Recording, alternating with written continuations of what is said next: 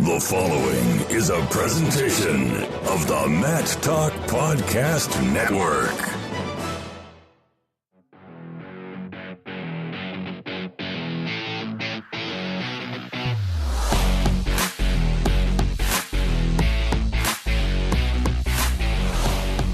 Welcome to On the Mat. I am Kyle Klingman of the National Wrestling Hall of Fame Dan Gable Museum, joined by Andy the Penguin Hamilton.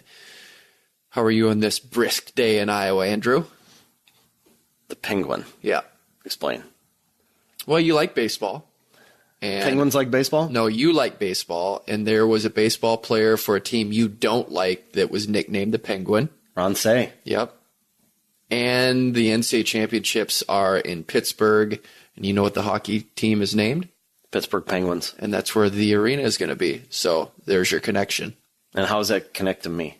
Because it's cold outside and you are a penguin. But I'm inside, Kyle. Well, you will be outside at some point. Okay.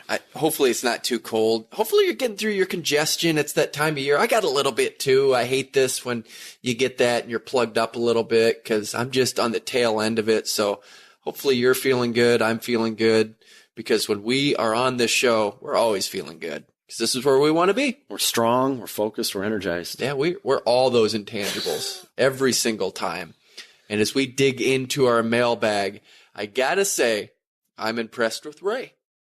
I got to say, before we get to Ray, I got to say, I'm impressed with you, Kyle. You're a star of the 6 o'clock news last night, the 10 o'clock news last night, and morning news this morning. Let's just make sure we clarify that's local news. This isn't like the Today Show or anything. Well, I saw it on NBC, so it's NBC news. It was our NBC affiliate. So thank you. Yeah, we're in the midst of our Gable Museum renovation and excited about what this is going to look like and glad that there's some momentum going into this and excited that we get to partner with Track on a variety of projects that we've discussed. And I think we're dreaming up some ideas and excited about what that could be. And the new wrestling room is going to facilitate a lot of those ideas. It's going to be awesome. Let's go to you. Really looking forward to it. Yeah, I am too. And I think with technology and upgrades, it's only going to make our Hall of Fame weekend better. If you want to come to the grand opening, it is going to be on Thursday, March 28th. It's before a tournament that you are familiar with. USA Wrestling Folk Style Nationals is the 29th through the 31st. So if you're in town and you want to stop by, we're going to kick everything off that weekend. So a great time to stop by the Gable Museum and see what the new facility looks like. You going to stop by? I am. Okay. Because our show is going to be there eventually. We're going to have it at the Gable Museum. We can't do it there right now because of the noise and everything there. But if you're a listener, once we get it there, you're going to have this podcast live from the Gable Museum. I can't wait. Can't wait either. Can't wait to get to Ray, and he got the question that I didn't think anyone was going to get. It sounds like he was born in 95, and the correct answer was 1994 NCAA championships at 158 pounds. Pat Smith was a 4-timer. Joe Williams got 7th. He was an eventual 3-timer. You had Marcus Malika was a 2-timer, eventual 2-timer, and then Barry Weldon. I thought this was going to be the one that threw everyone. He went 0-2 in the tournament. He eventually won the NCAA championships. He was the 10th NCAA championship. So congratulations to Ray. I think it's Isalis. Sorry if I mispronounced that, but you win the prize packets. Just email Andy. Make sure you get the address to us so that we can send this out to you. And I didn't think anyone was going to get this, to be honest with you. To clarify, the question was which weight class had the most NCAA titles in history? Right. Eventual, not in that particular tournament. So Joe Williams had 0 at that point. Pat Smith had just won his 4th. Malika had won 1, I believe, up to that point. So it was titles. So there were 10 in that weight class. If someone can find more than that, please let us know. But I don't think there's more than 10 titles in one weight class. So good question. You got a question for us this week, Kyle? I do. I have a question for us. Let's start with, if we're looking at the depth of weight classes, and we can go long term on this question, what's the best year of individual NCAA champions? So if you start at 125 across the board to heavyweight, What's the best year? What's the most prolific year of individual NCAA championships? I have a year in mind. I'm going to make my claim for 1983.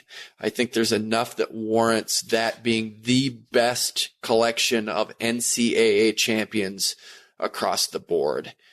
And I can give my rationale now or later. I don't know if you have any thoughts, but I would like that to really sink in for people. And if you have yours, I'm going to explain, let's say on next episode, because we have some other topics we want to get to, but I'm going to explain You're that. going to say 83. I'm going to say 1983. Okay. Yep. I will explain that on next week's podcast, why that is. So if someone wants to challenge me on that, I'm going to go 2012. You're going 2012 already?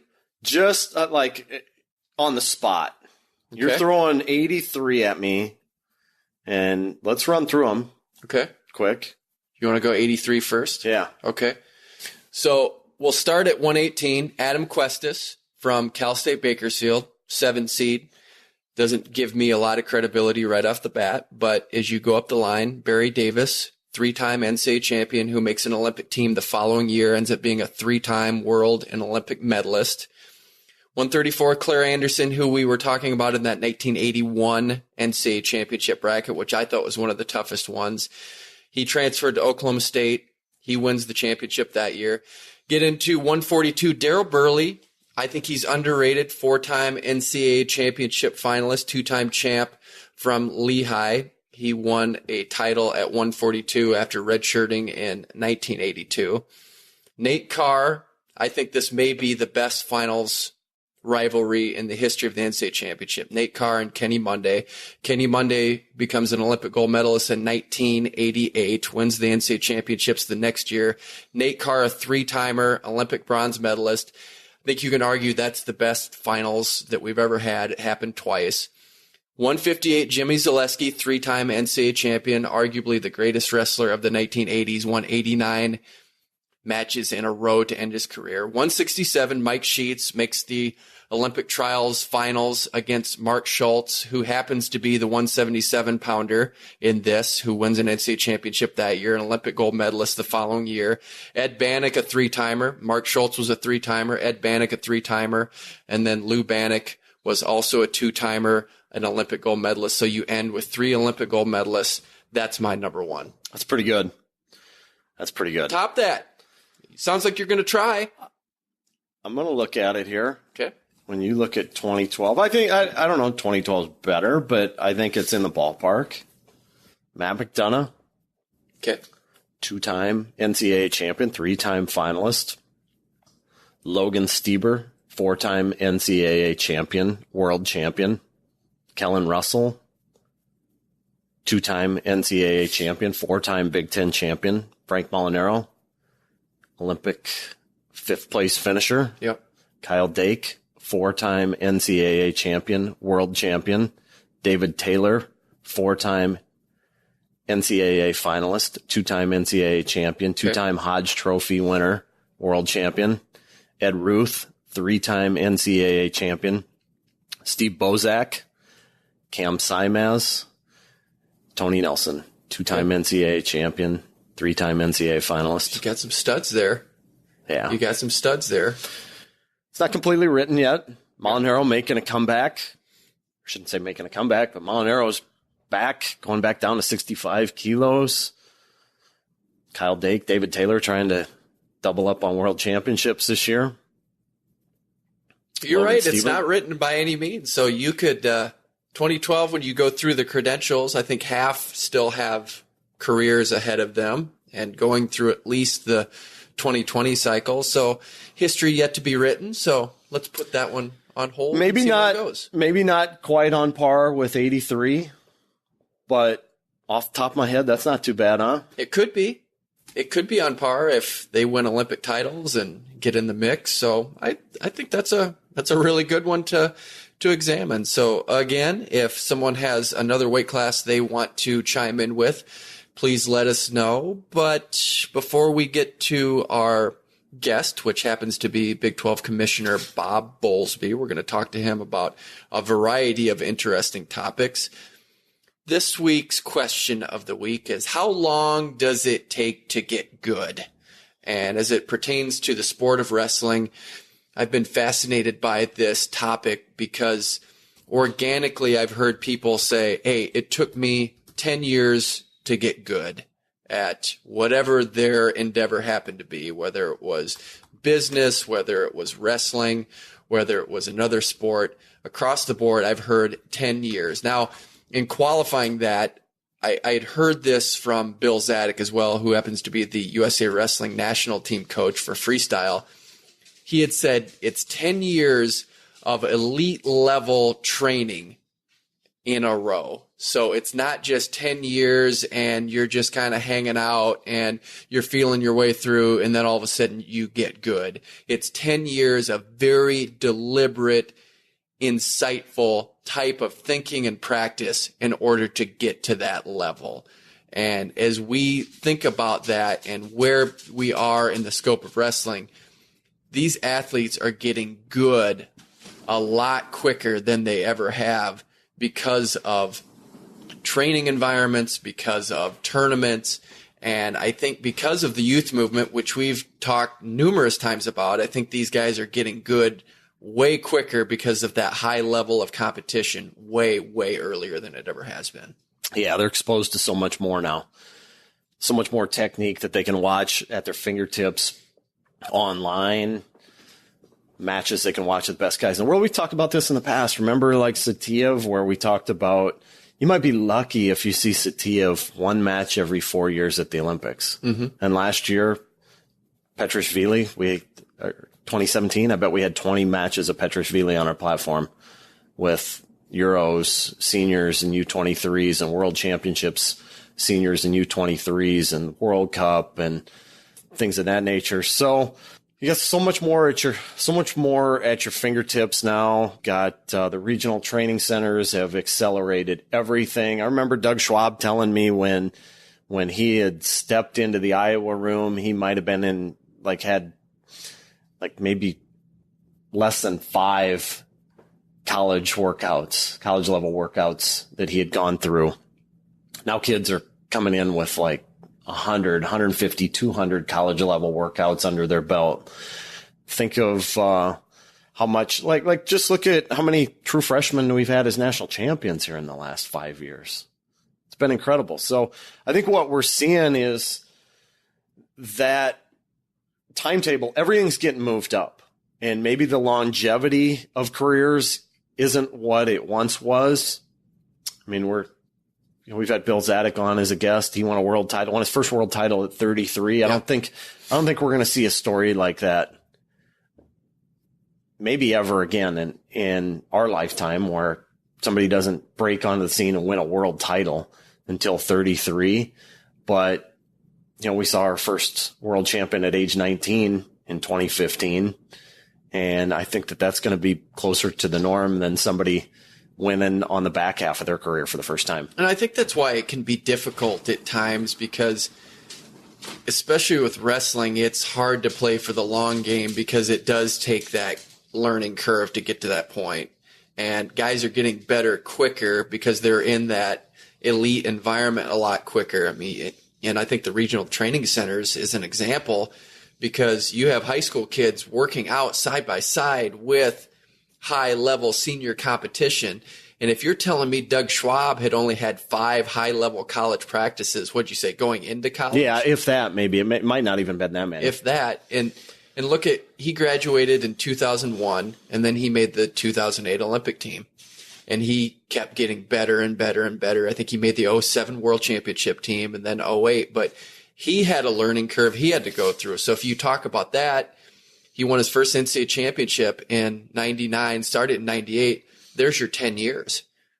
If you're looking at deliberate high-level competition, it took him 10 years to get to that point. Even with you, I think you've said in the past where, hey, look at your learning curve and how you got to that point.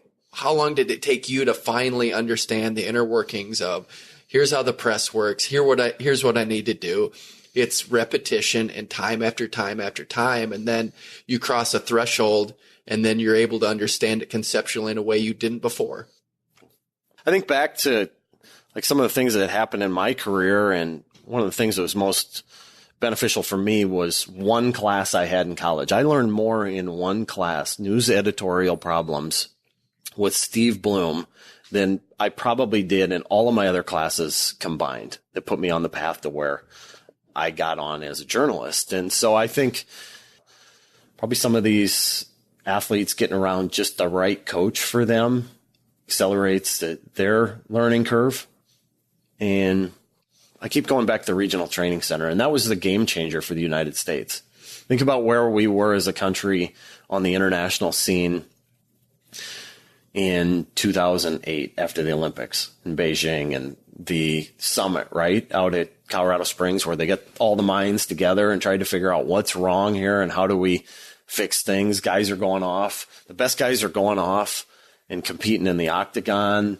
How do we keep the best guys competing in wrestling? And that's where the regional training center was kind of born. It was Zeke Jones's idea, and USA Wrestling took it and ran with it instead of everybody trying to get everybody out to Colorado Springs, which wasn't a realistic idea at the time. It's like, how do we take Colorado Springs and take it all the way around the country and get the best coaches working with not just their post-grads, but also their post-grads training with high school kids around the area and kind of mimicking what the training scenario looks like over in Russia to a certain degree. And everything that the United States is accomplishing now can be traced back to the regional training center, the advent of the regional training center.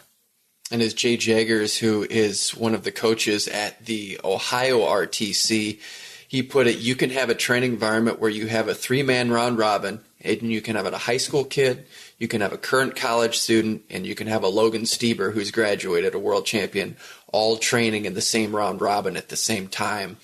And when you think about that environment, I know I never would have ever experienced anything remote to that in high school. That just even the thought of that, if as a cross-country runner, having a world-class runner training with you and you get to see that high bar, you have to get good because you're seeing what the best looks like. And when you look at Aaron Brooks right now, look at who he trains with daily. He was out at the World Cup. He was training with the high-level guys, so he sees it. He's part of the program. He experiences it, so you can really expedite that process. But what's the window after you get good? And I think we want to get these guys good earlier. But when you're 20, like you said, you probably don't have that window to go into your 30s if you're doing things the right way. Well, development and progress isn't always linear either, and it happens at different paces in different times for all of us. And that's why you see some guys on our world team last year, for example, like David Taylor and Kyle Dake, they were winners for a long, long time. Jordan Burroughs didn't qualify for the state tournament as a high school freshman. Didn't win his first state title until he was a senior. It was like 16 and 13 his freshman year at Nebraska. And then everything started to click after that, and it really took off for him. I think probably about 2009 is where he really got on a roll. And I think back to the Olympic team in 2016, Daniel Dennis, same type of deal. Didn't qualify for the Illinois State meet as a high school freshman. Started to figure it out as a sophomore. Never won a high school state title. Never won an NCAA title. But chipped away at it and losing record as a true freshman at Iowa. So it doesn't happen at the same pace for everybody. I think back to story, one of my first years covering high school wrestling at the Iowa City Press-Citizen, Terry Vesey from Davenport Assumption got cut from the freshman basketball team, turns around, goes out for wrestling, and wins a state title as a sophomore. He was an exceptional athlete, so that allowed him to come along a little bit faster. He was in an environment there where Davenport Assumption was one of the best programs in the country at the time, and things just took off for him. Yeah. Other guys chip away and chip away and chip away, and it takes a little bit longer. Yeah. Lee Camp goes out his 9th grade year, and then 5 years later, he's beating Gable at the Northern Open when Gable makes his comeback. I mean, how could you predict that? But his learning curve was pretty fast and got to that level. But as you look at the Doug Schwab example, because I think this is a great example of what we're talking about, it took him. He's a plotter. He's a guy that it's just going to take incremental growth to get to that point. And I can remember vividly seeing him in the airport in 2007. And I said, what is he doing hanging on this long? He's never going to make it. And then what did he do? He made the world team that year and then made the Olympic team the next year. So you don't know when your moment's going to come, but Doug kept with the system, was in the right environment, and then it ended up paying off for him with a world and Olympic team. Well, look at Bill Zadek, too. I mean, how many people thought his career was over after Indianapolis in the Olympic trials in 2004? I was one of them. For sure was one of them. I didn't see and everyone thought he was. That I think what's Bill's comment? I think everyone thought I was washed up at least 3 times by the time I won a world championship. And yeah, after 2004, you just wonder how can he stick with it. But I think one of the things that he did was he got serious. He went out to Colorado Springs and eliminated all the distractions and got focused on wrestling. Went under Terry Brands, and that's how he got to that level. Was he just eliminated everything in his life that didn't involve wrestling? And you have to have laser beam focus to get to that world championship level, and it paid off for Bill. And now he's implementing those lessons that he learned into the USA Wrestling system. And he was coaching at the time at Iowa. In 2004, and we're just not seeing that anymore. Not a lot, at least.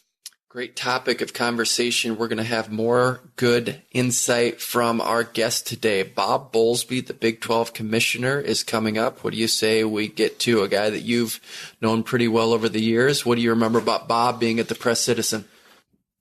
Remember a guy that's made a lot of pivotal decisions for the University of Iowa.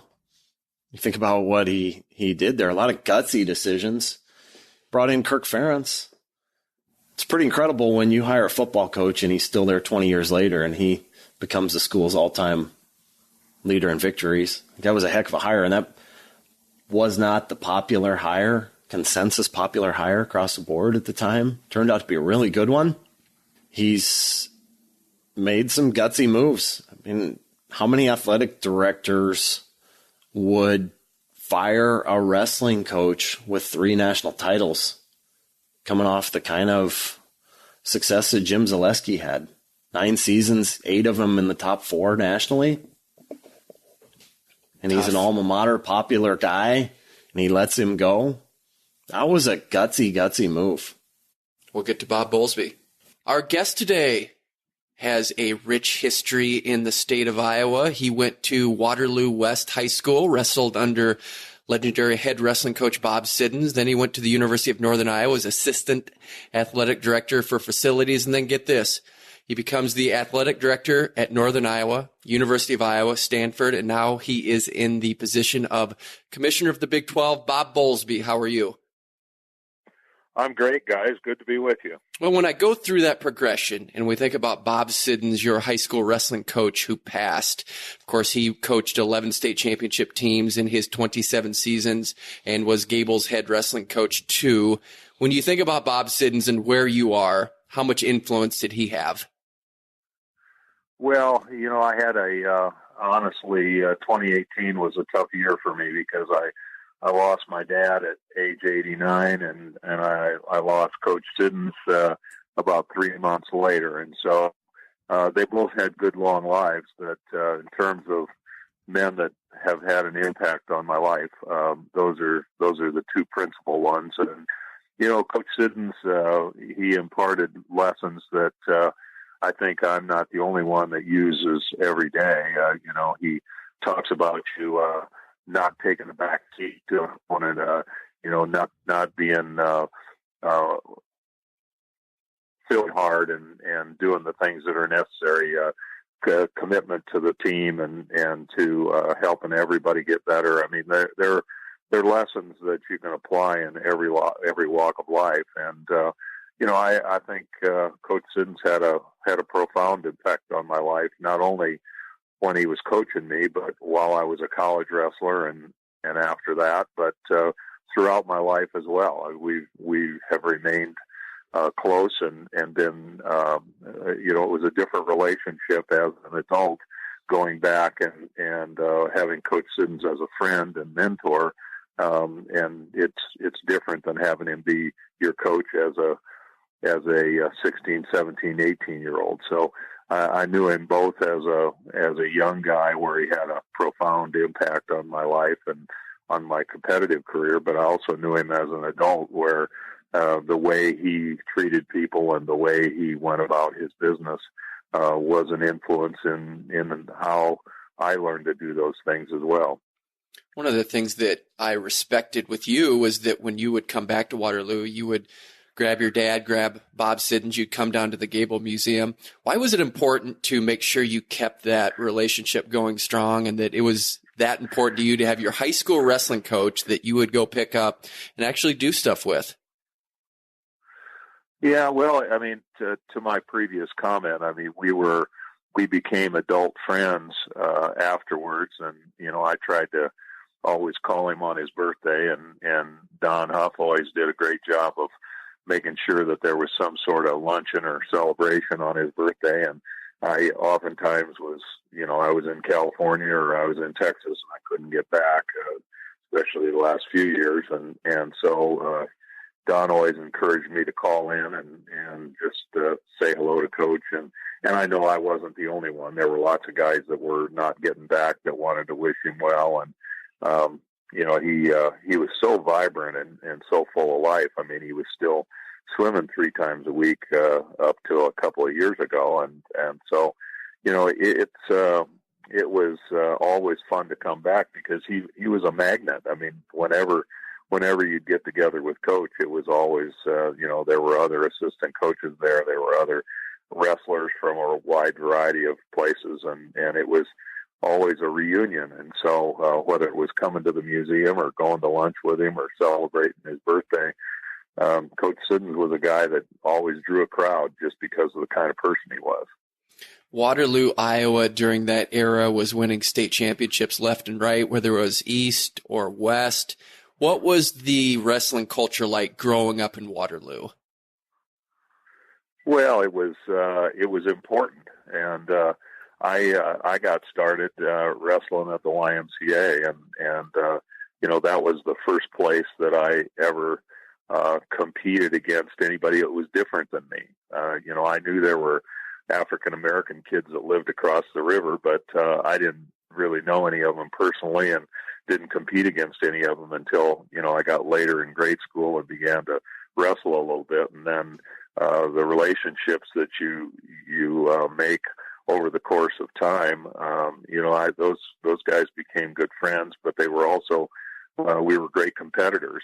I happened to have been involved my senior year in a unfortunate East-West wrestling meet that ended in a brawl, and with Coach Siddons getting hit over the head with a chair. And it certainly wasn't Waterloo's finest hour, but it was indicative of how important wrestling was. The East-West meets, the West Cedar Falls meet, the East Cedar Falls meet, those were big meets. There would be 3,000 people there, and they were important. They were covered by the media. They were embraced by the fans, and they were, it was brothers that have competed against other brothers for years. And Dave Natvig was a Hall of Fame coach at East Waterloo, and Keith Young at Cedar Falls, and Bob Siddons at West. And these guys were as good at their craft as anybody that was out there.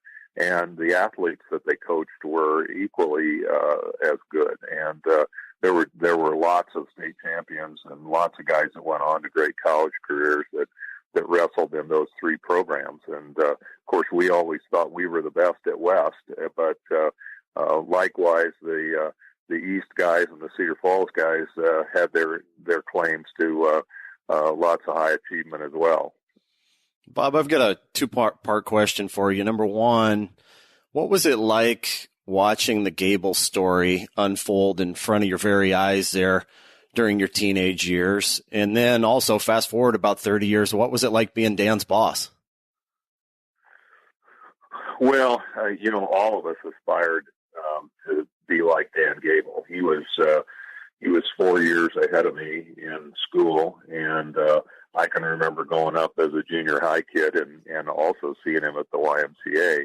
And he was the guy that everybody aspired to, not only from a competition standpoint and an achievement standpoint, but from a work ethic standpoint. I mean, he would train with anybody. He was always very gracious to young guys trying to learn to do what he did.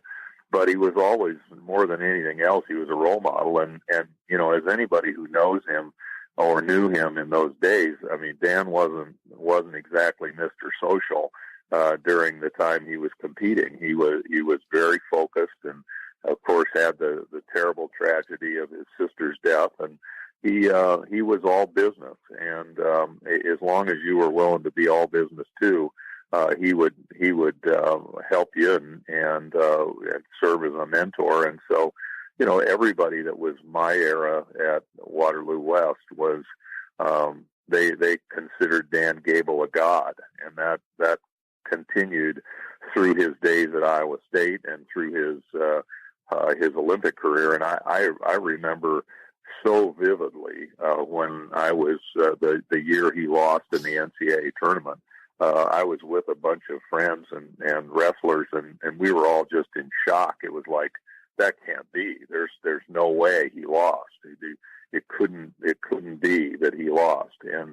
And yet he took that defeat and made it into something that was probably even greater than he would have achieved otherwise. And the way he went through the Olympic Games obviously is really unparalleled, unscored upon, and he enjoys a heroic profile in the Olympic world even to this day. You go to the World Championships or you go to the Olympics, and nobody ever found a way to beat Dan Gable, and then they all know also that he became a great coach, and there aren't very many great athletes that become great coaches that are able to make the transition that Dan Gable made. And I think that for a guy that had the relationship I had with him early in my life, to then end up at Iowa and have him be the kind of coach that he was really a lot of fun. And we had a special relationship, and I think, frankly, I had been the chair of the NCAA wrestling committee when I was at Northern Iowa, and I think my relationship with Dan Gable and with wrestling helped me greatly in getting the Iowa job. And I think that obviously Hayden Fry and Tom Davis and Bump Elliott and others had a role in my getting that job, but I think nobody probably had more impact than Dan Gable, because at that time he was the head of the most successful program that the university had. And so our relationship continued and grew, and even at the time when he decided he wanted to retire and become, we created an assistant athletic director position for him. And we have had a great relationship throughout all of that time, and continue to this day. Our kids all went to high school together, and our families are very close and have known each other a long time. And so those Waterloo roots have turned into a much broader relationship, and our kids are all Facebook friends, and they stay in touch with one another, and it's been a lifelong relationship that has really been extraordinary. And of course I was very fond of Mac and Katie Gable, Dan's parents, and my parents were close to them as well. And my brother John, of course, was one of Dan's closest proteges when he was a wrestler. So our families are very close, and we continue to enjoy a terrific relationship. And Dan has had even as an adult, his work ethic and his commitment to excellence has always been something that anybody around him was going to be impressed by. There's only one Dan Gable, and people in wrestling recognize it, but so do people in other sports. You very seldom run into a great athlete who hasn't at least done a little bit of research on how Dan Gable became so good. As the athletic director, you alluded to this, you have possibly the greatest athlete and coach ever. He approaches you and says, I am thinking about retiring. This is when he's 47, 48 years old. A lot of coaches don't get their first head coaching job until that point. What is your play? How do you view that? How do you say, I want to keep him around, but want to be sensitive to his situation? Take us through those steps when he approaches you. Well, the first thing I said is, please don't do it. Please keep coaching. You're too good at it. We need you too much. And yet, in fairness to him, he was starting to have some health problems, and he was getting to the point where he had just pushed himself for so long, and he was starting to have hip problems and back problems and knee problems, and so there were some really good reasons why he was contemplating doing what he was doing. And so I had to be respectful of that as well. And then when we got to the point where we all agreed that the transition was going to take place, then we went about the process of deciding how it was going to take place. And obviously, Coach Gable wanted the replacement to stay in the family, and that was in our best interests in order to do that as well. So he worked with me hand in hand with the replacement and the transition and what his role was going to be going forward, and so it was a collaboration. It was, in my estimation, and I suppose in his as well, it came too soon. He was at the very best point in his career, and yet him to kind of continue to do it the way he had done it previously. And so it was a difficult transition, and we got through it, and we found meaningful things for him to do within the athletics program, and one of them was to be an ambassador at a very high level for not only wrestling at the University of Iowa, but wrestling throughout the world. And he spent a lot of time since then on trying to strengthen wrestling and trying to start new programs and keep programs from being discontinued, and trying to do things to make better wrestling better at the international level and in the collegiate ranks and the high school ranks. And so, I mean, he really has been,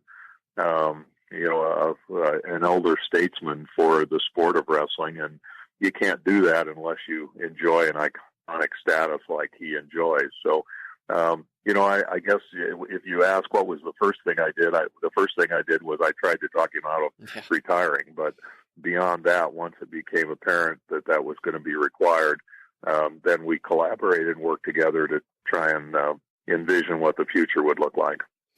Dan Gable's replacement was Jim Zaleski, who you eventually had to let go. Was that a difficult decision when you had to let Jimmy go?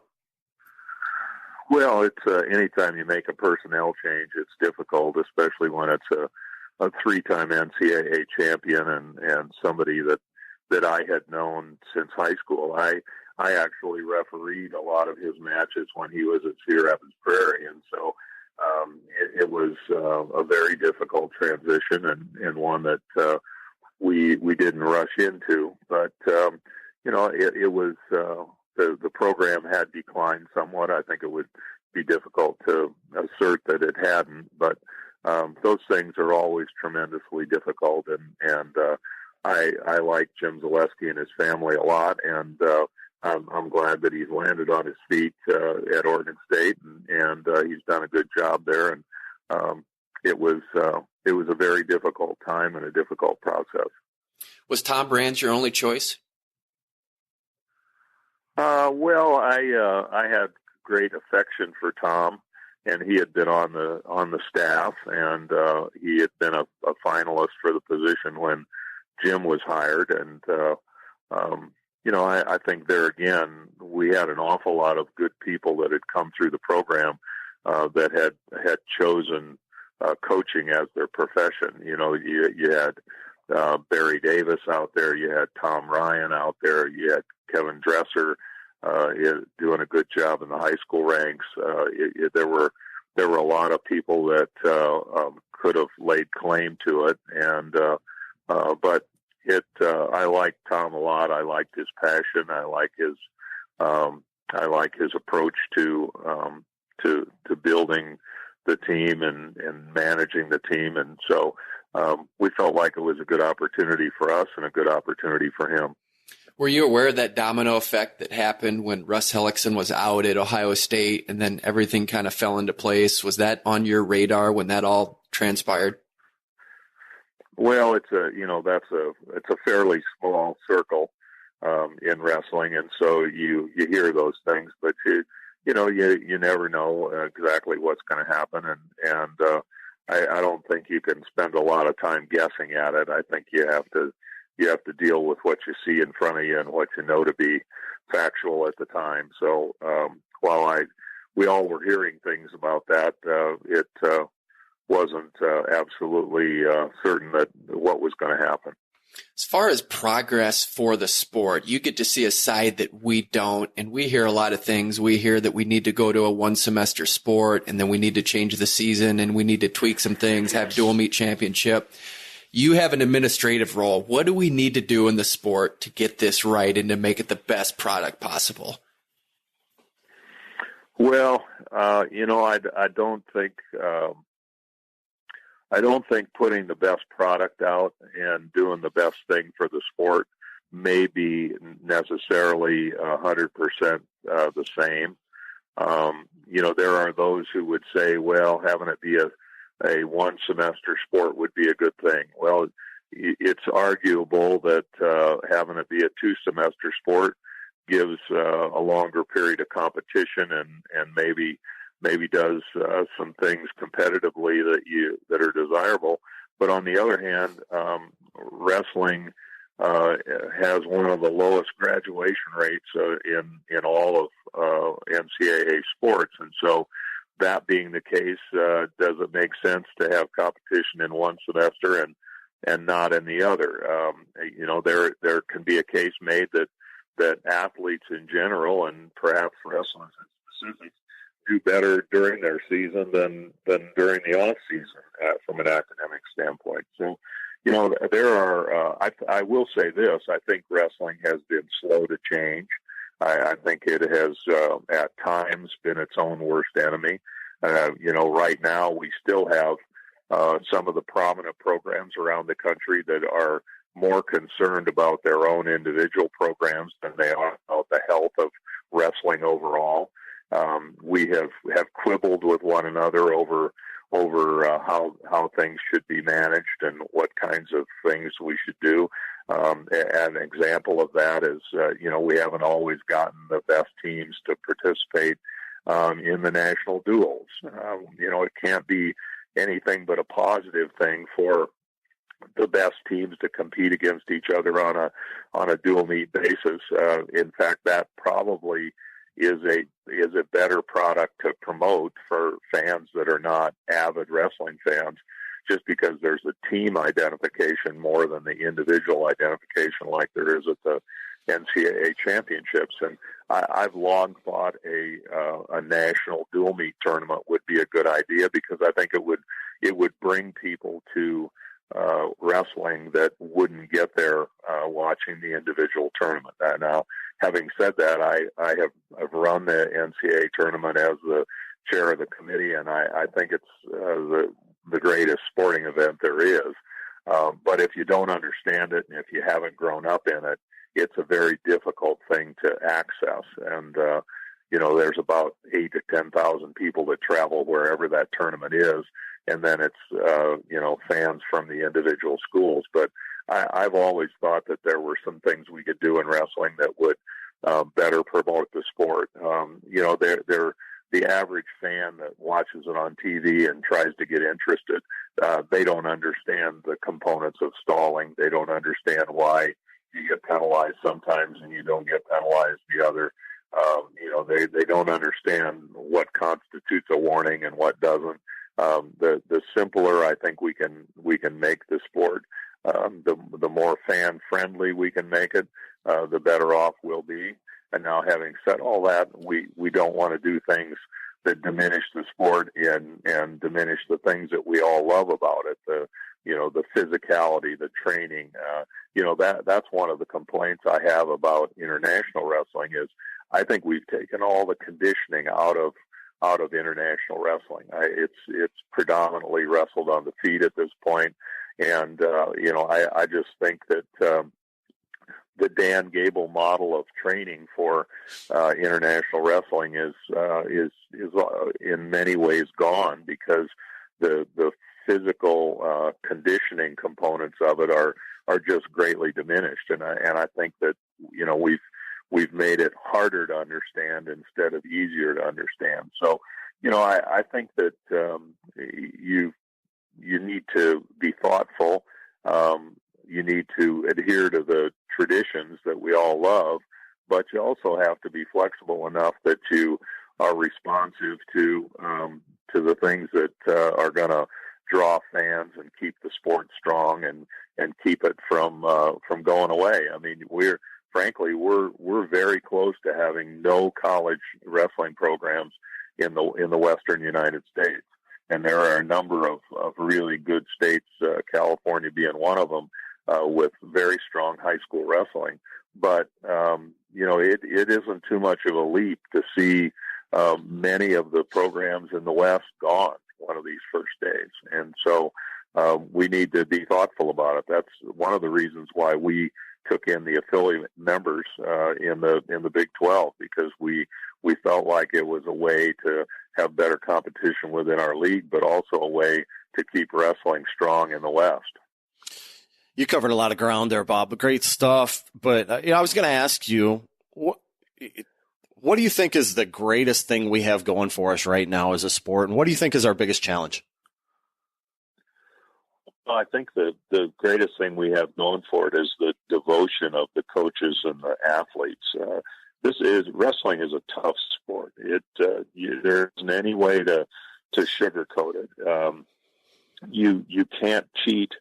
You can't cheat anybody but yourself if you don't invest the time and do the work. And when you're out there all by yourself, mano a mano, if you haven't done the work, you're going to have to own the consequences. And I think that self-reliance and that tradition of individuality and the ruggedness that goes along with it, I just think it teaches lessons that are very difficult to learn any other way. And I think equally coaches are very devoted to it. On the other hand, I think that the biggest challenge we have is it's a really hard sport. There aren't as many kids out as there used to be because it's hard. It's they don't want to spend the time and they don't want to spend the effort, and they don't want to be out there relying only on their own initiative and their own intestinal fortitude. And so nationally, it continues to be one of the most popular sports at the high school level. But, the wrestling numbers at the collegiate level have been static for a long time. And we've added a few programs. We've lost a few programs. But generally speaking, it's not in a growth mode. And so I think, all of those things are challenges to the sport. I also think, pursuant to the comments I made earlier, I think there are some things that the average casual fan that might like to be a friend of wrestling, might like to be a fan of wrestling. I think there are things in our rules, and I think there are things in the way we conduct our competitions that are not particularly fan friendly. Now they may be good for the guy who, like me, wrestled 40 years ago and wants the rules to be just the same as they've always been. On the other hand, there are those who say, I don't get it, I don't understand it, I didn't live it, I don't love it. I wish the sport was a little bit different and a little bit easier to consume. Looking at the Big 12, how hard was it to get those affiliate members to come together and get the Big 12 conference? Because for those who don't know, we were down to 4 teams in the Big 12 to get the additional 8. How difficult was it to make that happen? It really wasn't difficult at all. We got to 10 right away, and then after we were up and running, Northern Iowa came in, and I'm trying to think who the other one was we added just a year ago. But we got to 12 eventually, and I think it's a better tournament for West Virginia, Iowa State, Oklahoma, and Oklahoma State. It feels like a qualifying tournament. The teams we added, as an example, North Dakota State had the outstanding wrestler in the tournament 2 years ago, and so I think they've been representative. Fresno State came in a year ago, and I think that's been good. And frankly, it was fun for me to add Northern Iowa and Fresno because with Doug Schwab at Northern Iowa, I've known him since he was a very young man, and Troy Steiner, of course, wrestled for us when I was at Iowa, and so that's fun to see those guys prospering and to be able to do something to help them. But we now have a tournament that is both good for the Big 12 and good for wrestling. How long would Utah Valley have wrestling if they didn't have a meaningful place to go and compete for a postseason spot? So that's what I feel best about it, is that we've been able to do something that's good for the Big 12, and we've been able to do something that's good for wrestling overall. And we had willing participants, and I don't know where we'll go from here. I suppose it's possible that we could get larger at some point in time, but it's a pretty strong alliance right now, and I'm proud of the fact that we've been able to do some things that help us and also help wrestling. When you talk to other administrators, whether it's athletic directors or commissioners, what do they say about the sport of wrestling if they don't know the sport of wrestling intimately? You talked about that earlier, but what's their commentary? What do they say about the sport? Well, the challenge for wrestling is today what it's always been. There's no female counterpart sport. There is women's wrestling, of course, but not very many have it. But when you start talking about what does your 16 sport program look like in Division I? Well, for many, wrestling wouldn't even be on the radar screen because they can't add a men's sport without adding at least one and probably more women's sports. And so that in itself is problematic, and I think it's among the most difficult components of wrestling's current state of affairs. It's just it's hard to imagine anybody having the resources to say, well, I really want to start wrestling, and oh, by the way, I'm going to start beach volleyball and women's equestrian in order to be able to do it. And I think that's always going to be a challenge. Now, when you think about adding men's and women's cross country, it's a little easier to think about that. You don't have a lot of facilities involved. You've got lots of programs that are feeders, and it's an easier decision. And so I think that therein lies the impediment to the growth in the number of wrestling programs, and I think that's going to continue to be an impediment going forward. Have you ever thought about how connected you are? I mean, there's probably not anyone in this sport that you don't have a connection to.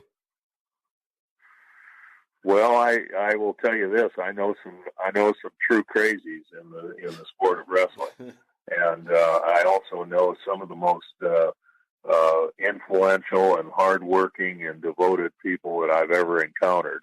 And there's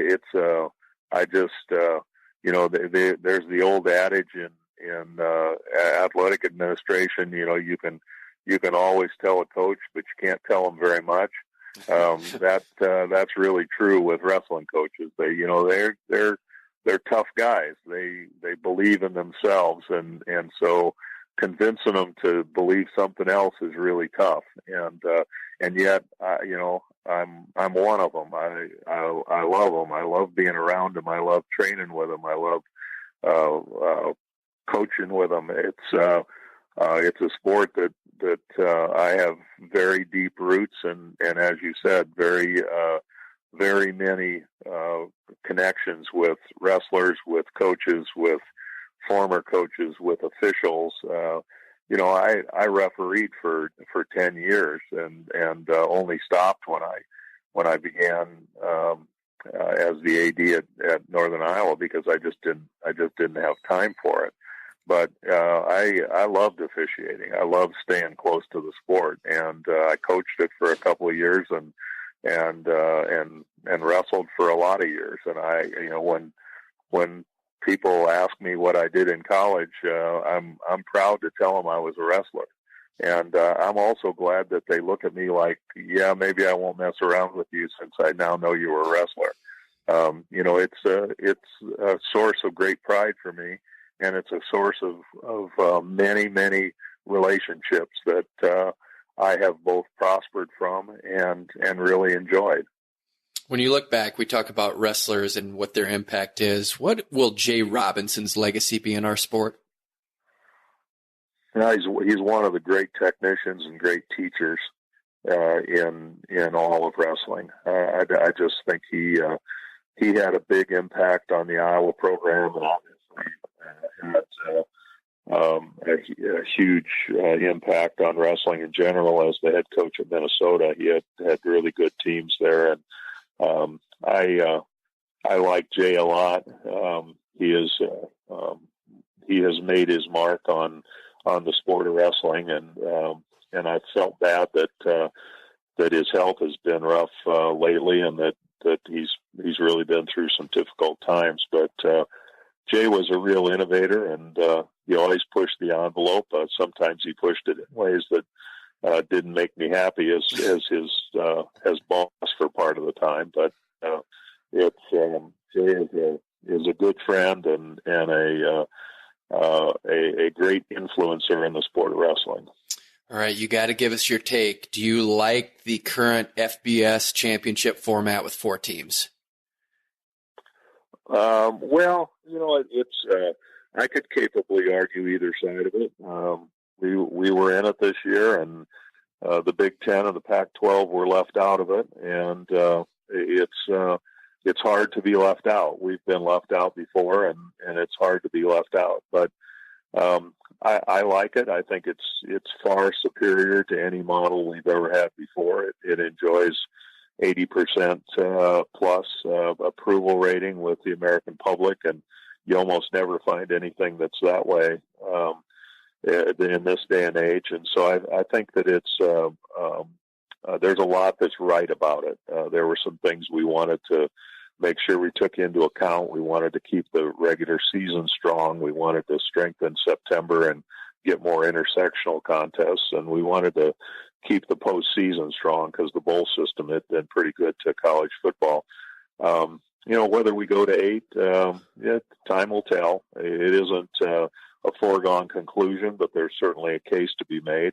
And I think that we have 7 more years left on a media contract, and I think there'll be a continuing discussion about it. But I think we have to be thoughtful because there were a lot of compromises that went into it, and most of those compromises haven't gone away. They're just as valid as they were when we first put it in place. To follow up on that, when you look at college wrestling and you've talked about the importance of a national dual championship, what would that look like? What is the ideal scenario in your mind? How many teams would be involved? Where would it be on the calendar? What would give us the best opportunity for growth? Well, if I'm the benevolent dictator, I would probably have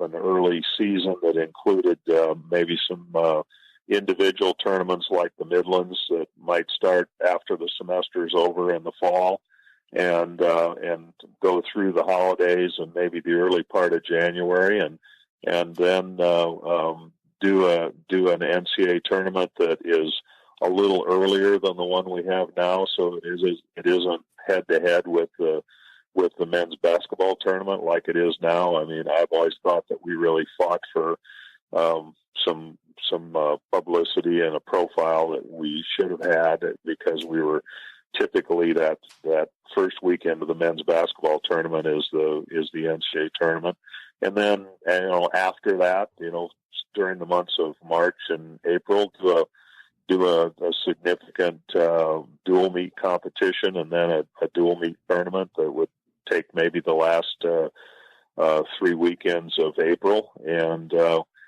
have maybe start out with 32 teams on college campuses, and then bring either the final 8 together or maybe the final 4 together. Maybe you bring the final 4 together and you do a full round robin, and everybody wrestles everybody and figure it out that way, or maybe you just do it as a full elimination. I just think it would the dual meet tournament would be a lot easier for casual fans to follow. They may not know everything there is to know about individual athletes, but they do know that they're a Hawkeye fan or a Cyclone fan or a Sooner fan or a Nittany Lion fan, and I think there could be a lot of energy, and I think it's probably a better television event than the NCAA individual tournament.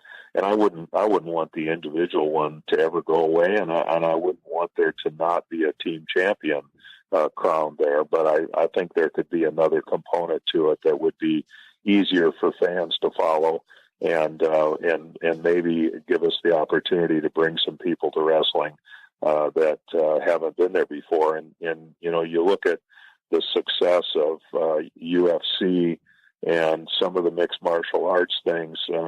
It's at a time when boxing is making a resurgence, and I think that audience would also consume the sport of wrestling if it were presented to them properly. Bob, when you lived in Iowa City, how often did you go home, pick up that Iowa City Press Citizen paper, and read an article about football or wrestling written by Andy Hamilton? Lots of times. Andy's been a guy that has been very devoted to the sport of wrestling, and of course covered a lot of other stuff during the rest of the year. But always appreciative of anybody who really cares about wrestling.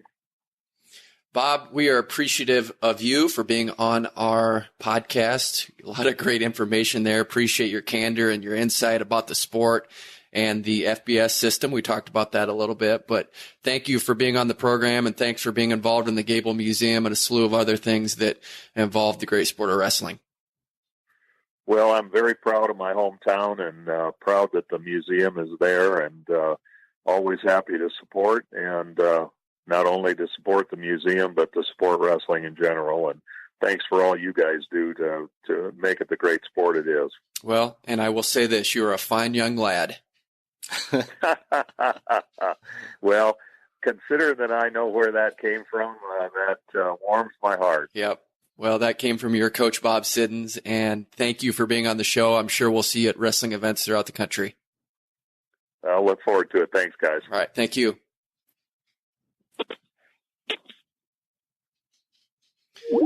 That was Bob Bowlsby. A lot of information to soak in, digest, but all of it was really good content. And he gives you a look, Andy, at information that you're not going to get elsewhere because he has a unique perspective. You've been around him a long time. I'd expect nothing less from a Bob Bowlsby interview. That was awesome, wasn't it? It was. Just, I picked up a lot of information. He hit on some points that we've tried to drive home, really talked about the importance of a dual meet championship. And when you hear him put it in that way, I don't know how we don't have this yet. It just makes so much sense across the board. It seems like we're getting there, but we always talk in these terms now. I hope we're not a decade down the road and still having these conversations. We do need to make this growth. We need to make this progress. Dual meet championships matter. Let's make it happen. Absolutely. You think of what we watched Monday night with the college football championship game. You think about what we'll see the last Monday in March or first Monday night in April, whatever the calendar falls on, with the college basketball national championship and what those sports have going for them and the build up to that. We're lacking that right now. We've got everything going throughout the season, and it really doesn't matter a whole lot until the end. I mean, we kind of know how it's going to go right now at the end of the tournament, right? I mean, we do. Yeah. I don't see any scenario at this point that excludes Penn State from being at the top. I mean, of course, there's some things that can happen, but I don't know. I think history just says it's going to be Penn State at this point. You have 4 returning national champions and a host of other guys that are doing extremely well in the rankings. It's probably going to be Penn State. I think for the most part across the board, you can have a 95% prediction rate on which team will win the NCAA championship. I think from 2008 to 2010, I think we knew it was going to be Iowa. I think there was a couple years in there, 2006 being one. I think Oklahoma State and Minnesota were neck and neck, and 2007 was probably neck and neck. But for the most part, you know which team's going to be at the top of the heap at the end. I think the National Dual Meet Championship component, when you have maybe the Big Ten Conference, you get your automatic qualifier, but then you have a selection show. And I think people get excited about that because your team might be in the mix for a National Dual Meet Championship. That really is exciting. And then it makes the guy that maybe is the 20th seed, you know, if he's going against the 5th, 6th, 7th guy in the nation, boy, his elevation, how much does he raise his game? Because he knows his team needs him to perform at a very high level. So that 7 minutes becomes so much more important. There's so many things, so many directions that make this unique, make it important for the sport. I just think that it's a direction that is almost a must at this point. Well, think about the playoff right now. And granted, we're sitting here second week of January, and we could probably predict that in 51 weeks, Alabama and Clemson, or 49 weeks, Alabama and Clemson are going to be in the semifinals again. But there's a lot of interest throughout that regular season about which teams are going to be in the Final Four, which teams are going to make the playoff. And even, you know, through the first week of December and all throughout December, you got discussion even after the semifinals. Was Notre Dame worthy? Should Georgia have been there? Then Georgia lays an egg in their bowl game. Well, maybe Georgia didn't deserve to be there, but there's so much discussion from right now that there will be through spring ball, and then we'll get into the summer and we'll start talking about it again. Then the games will begin again. And from the end of August until we get to this point, the first week of January, we're going to be talking about that playoff system and, you know, should there be 8 teams? There's just so much discussion, so many discussion points about college football that are created because of the scenario that they've set up now. Well, and to your point, you said this often. How often do we have a sport that is contested throughout the season predominantly with dual meets, and then we have an individual tournament that decides? And it's not apples to apples here, but what if you had a 162-game baseball season, then said, let's settle it with the home run derby?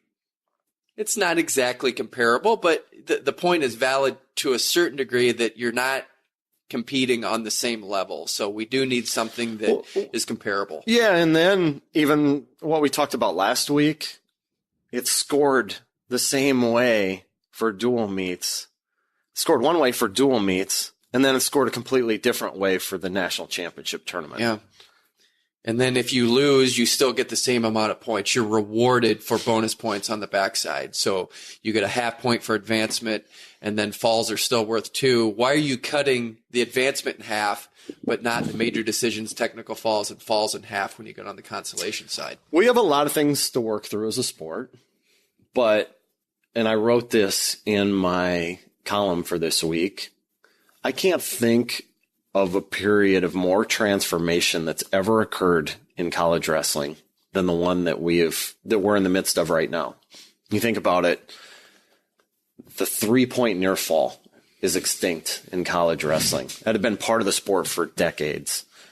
There was talk about the headgear going away. There's talk about 3-point takedowns, the edge of the mat rule that's come in. There's talk about, as we mentioned on last week's show, Mark Branch said that the hottest topic in the spring was overhauling dual and tournament scoring. It seems like the Rules Committee is more apt than ever before to dive in and put everything on the table. They're going to look at things that how can we promote the sport? How can we create more action and entertainment? And how can we simplify for the general sports fan?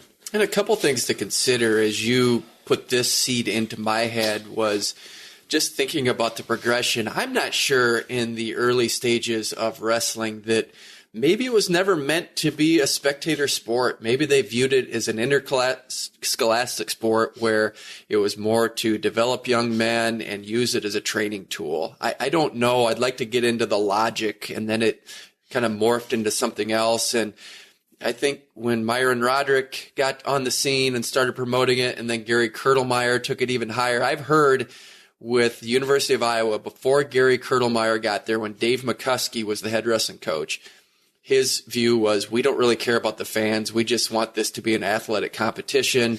And if fans show up, fine, but we're not here to promote the sport that way. It'd be interesting to go back. But we're at that point, and how many combat sports are there at this NCAA level? I think wrestling is the only one that's a one-on-one combat sport.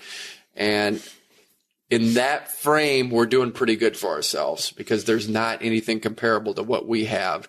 There's a lot of things that need to happen, a lot of tweaks, and we have a complicated legacy. But I think we just have enough data right now that says if we do these things, we're going to be a stronger sport long term.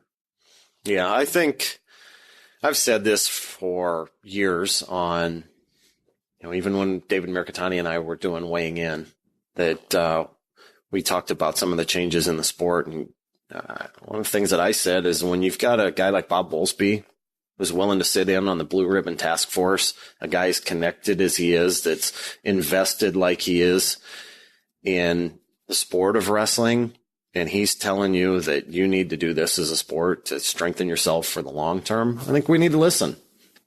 I think there are a lot of people with great ideas, like going to a second semester sport and all the things that Bob outlined in that interview. But we get to this discussion stage, right? I mean, we seem like we are perpetually stuck in the discussion phase. Like we've talked about in the past, like 20 years ago, 19 years ago, I go to my first NCAA championships in St. Louis the Wednesday before the tournament, the news conference before the tournament. Jay Robinson talked for about 15 minutes about why we needed to get away from March Madness. And here we are. The tournament is still on the tournament starts on the Thursday, the same day that the NCAA basketball tournament starts. Almost forever. Yeah. Since the beginning. It's always been this time frame. Yeah. A lot of great discussion points. We want to thank Bob Bowlsby for being on the program. As always, for Andrew Hamilton of Trackwrestling.com, I'm Kyle Klingman. You have been listening to On the Mat.